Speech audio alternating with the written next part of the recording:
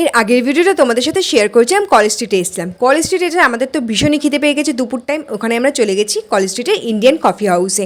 আর Indian coffee হাউসে আমি প্রথমবার আসলাম, যদিও আমার বর অনেকবারই এসছে। ওর কলেজ যেহেতু কাছাকাছি, কলেজে পড়ার টাইম ও অনেকবারই এসছে, আমাকে প্রথমবার নিয়ে এলো। এখানে ওপরেও বসার জায়গা ছিল, তবে আমরা বসে গেছিলাম নিচে। আর মেনু কার্ডটা তোমাদেরকে এখানে আগেই দেখিয়ে দিলাম, একটু পজ করে দেখে নাও কী কী মেনু রয়েছে।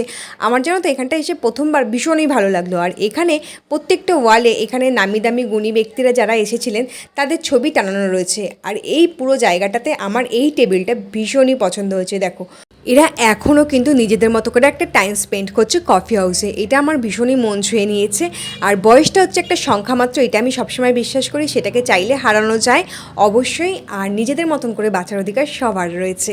যাই হোক, অনেক কথা বলে ফেললাম। প্রথমেই বললাম নামি দামি অনেক গুণীজনদের ফটো ওয়ালে ওয়ালে টানানো রয়েছে। আর মান্নাদের ছবি কফি হাউসে দেখে এই গানটাই মনে পড়ে, কফি হাউসের সেই আড্ডাটা আজ আর নেই, আজ আর নেই, কোথায় হারিয়ে গেল সোনালি বিকেলগুলো সেই, আজ আর নেই।